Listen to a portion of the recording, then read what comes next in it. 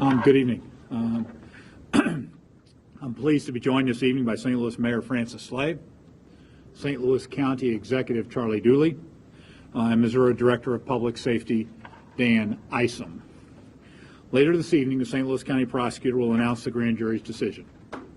While none of us knows what that will be, our shared hope and expectation is that regardless of the decision, people on all sides show tolerance, mutual respect, and restraint. Earlier today, I visited with some folks in Ferguson, and it's understandable that, like the rest of us, they are on edge waiting for a decision. But they are doing their best to go about their daily lives, conduct their business, and support one another and their community. I also spoke with a number of faith leaders late this afternoon who offered their prayers for peace and safety. Together, we are all focused on making sure the necessary resources are at hand to protect lives, protect property, and protect free speech. Several churches will be providing safe havens throughout the area to provide food, shelter, and medical care. Mental health providers have teamed up to help ease the emotional strain that these events have caused. These health professionals are working right now to provide counseling and other services to the people that need them. Law enforcement officials continue to maintain open lines of communication with protest leaders to improve the interactions between police and demonstrators and prevent violence. I want to thank my Director of Public Safety, Dan Isom, for taking part in these ongoing discussions. State and local law enforcement agencies are continuing to work hand in hand to make sure the best, most experienced officers are on the street.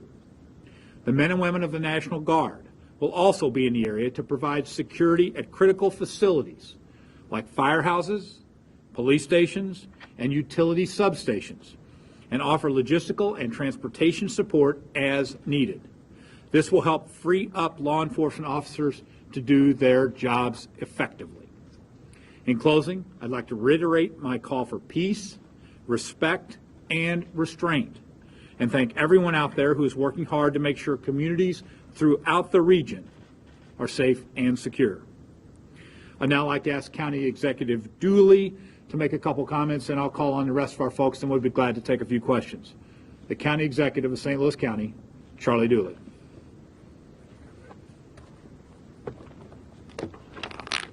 Let me say good evening to all of you.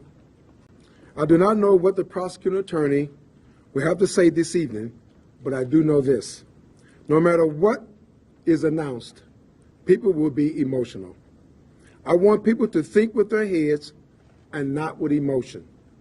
No matter what, we have to remain focused on our long-term systemic changes that has to take place in our community. Our immediate priority is to ensure that people are safe and able to voice their concerns in an orderly fashion. Police and community groups have been working for weeks to ensure the rights are protected. We are committed to de-escalating negative situations in a responsible manner. I do not want people in this community to think they have to barricade their doors and take up arms. We are not that kind of a community. I do not want people to accidentally shoot or harm someone out of fear. This is not the time to turn on each other. It is a time to turn to each other. We are one community. Again, our main priority at this time is to ensure that we keep people safe and protect property. We intend to do that. But it is to be said and to be clear that in achieving these objectives, we recognize the right of people to peacefully assemble and to express free speech rights. We will honor that as long as safety and security are not jeopardized. I personally believe that people in this community will do what is right. In October, there were thousands of people here peacefully protesting and expressing their views. No one was hurt. Many people have spent countless hours working on ways to manage this situation once the grand jury decision is announced. And now is the time to show the world that we can act without being destructive. I am confident that this will be a fact. Thank you. Thank you. Now the great leader of the great city of St. Louis, Mayor Francis Slay. Thank you, Governor, and good evening. St. Louis is a region that endures during challenging times. We have seen it time and time again. We have seen it in the face of personal tragedy, and we've seen it in the aftermath of natural disaster. We face one of those times today. What happened to Michael Brown has deeply divided us. Whatever is announced this evening, some people are going to be angry and frustrated. And some people are going to be angry and frustrated about that. My message to the protesters: we will protect your right to peacefully assemble and to speak your mind. Like last night, we will give you leeway to occupy public safety, and we will listen to your grievances. But turning violent or damaging property will not be tolerated. To the people who disagree with the protesters, the actions we are taking are designed to protect you, to protect your family, your homes, your businesses, and your neighborhoods. That is our paramount concern. Over the next few days, we expect to see St. Louisans loudly and passionately expressing their views. We expect to see some of the best police officers in the country protecting their rights and keeping everyone safe. But after that, it will be time to heal, to close the racial divide, and to make St. Louis a better place for everyone, regardless of race or color. We all may experience some inconvenience during the coming days. Depending on the circumstances, we may allow demonstrators to slow down traffic, but we will not allow them to hurt anyone or damage anyone's property. That's how it went last night in the Shaw neighborhood. It wasn't perfect. There were 2 acts of vandalism, but there was no other property damage, and most importantly, no one was seriously injured. When President Abraham Lincoln first proclaimed a National Day of Thanksgiving in 1863, it's worth recalling that he sought to help a nation heal and to work together toward the promise of what he called a large increase in freedom. The world will be watching us. They're going to watch how we handle our disagreements in the coming days and how we make needed change in the coming months and years. St. Louis finds itself with an opportunity to show the nation the ways in which a community can be more fair and more just for everyone. We must seize this opportunity together.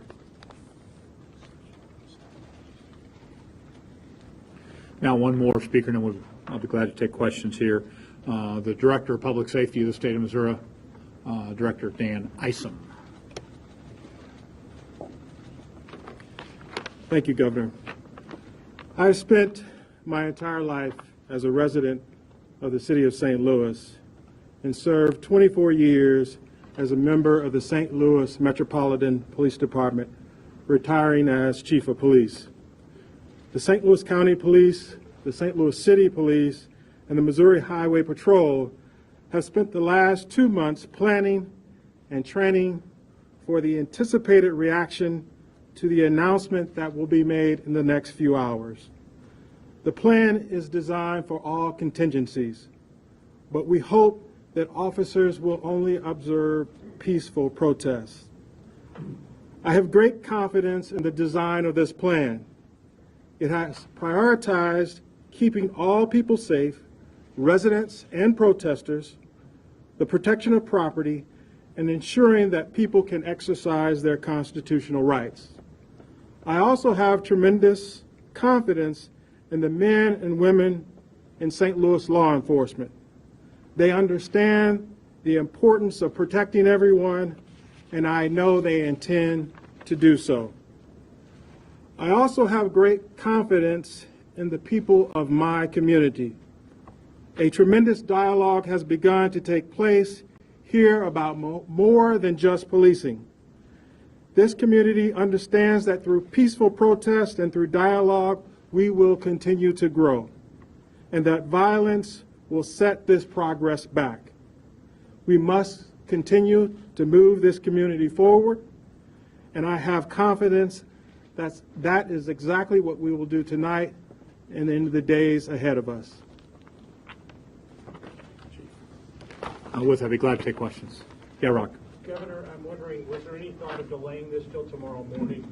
It seems like the element of darkness at night makes it possibly more dangerous for the protesters if they do show up, and the police officers as well as people just standing around. Those were decisions made by the St. Louis County Prosecutor's Office, and that is who made that call. So, in that sense, yeah, Jace. Governor, what would you say to the thousands of people, the millions of people around America who felt like the government has failed them over the last 3.5 months, that the judicial system has failed them over the last 3.5 months? Well, our focus is not about what happened over the last 3.5 months. I think the last 3.5 months has provided additional training, has provided additional sensitivity and additional knowledge on everybody in front. Our focus today, in the short run here, is to protect lives, protect property, and to protect speech. And in the longer run, as the mayor said, to find paths for progress. So our focus is on those clear principles as we move forward. Yes, ma'am. How are you going to move forward in terms of healing the racial divide? What sorts of steps are you going to take? Well, I said tonight is about the pieces that are in place to do what we've got to do. Clearly, all of the folks behind me, as well as significant leaders in the community, have begun that process. I had a chance right before I came in here, the conference call with a number of faith leaders who are working deeply and with long hours to do just that. We have with the Office of Community Engagement here, with Senator Coleman doing that on a daily basis. All of these folks behind me have been outreach and in the community listening and working, and also the commission that I've appointed. I fully expect that with their independent voice and their clear ability to chart a long-term path forward, that we will all have suggestions which can lead us in a positive path forward. Yes, sir. Have you ruled out the use of armored vehicles and tear gas? I'm not going to get into operational details, but the bottom line is that the police have been trained, as the mayor said and as others said, to make sure that we are respecting people's rights to communicate and that allowing them to do that. However, on the other side, if people are violent or threaten property, then resources will be used to manage the issues. Yes, sir. Are you planning to stay in the area in the coming days and just have constant updates on what's going on? I've been here, I believe, 7 of the last 8 days, and we'll be here tonight and as long as it takes to make sure that we move through this particular phase, whatever it may be, into the next phase. We've got time for Yeah, one more yeah, Joe. question. Governor Joe, quick first here, Joe. Wouldn't the lack of an indictment be a justification of police violence and lead to I've more called on Ms. police Manis violence? first, just And if if I I could. might ask you, you need to let the alternative press speak here. I'm from Revolution Newspaper, Larry Everest. And so wouldn't a lack of indictment mean fear for black people all over this country and effectively a green light to further police violence? And second, I would like to pose to you how you would respond to the call by Carl Dix and many others from the Revolutionary Communist Party that if Darren Wilson is not indicted for murder, the country be brought to a halt through energetic civil disobedience by millions of people. I do not know what the grand jury has ruled, nor do I know what the prosecutor is going to announce at 8 o'clock tonight. Yeah, Joe. Can you say now roughly how many National Guard will be at least on standby, so to speak? I know the mayor has said before he's asked for 400, and how long you think they may be needed? Well, I mean, as I said before, we'll have guard resource here that will play a support role. For example, providing utility substation security. As we know, on Halloween, the power went out here in Ferguson, most of the proof would indicate that that was not accidental, nor was it a squirrel running down a wire or whatever happens sometimes. Also, police substations and stations, the Guard can provide support roles there so that those police officers can get out into the community. And also things like firehouses, where those, if called upon, both the EMT and the fire resources need to get there in real time and providing that security. So in roles like that, support roles like that, the Guard will be out there. Our hope, is that it is for a shorter period of time as is necessary, and that that backup role is the is all that will be necessary. Thank you all very, very much. Do you have faith in this process?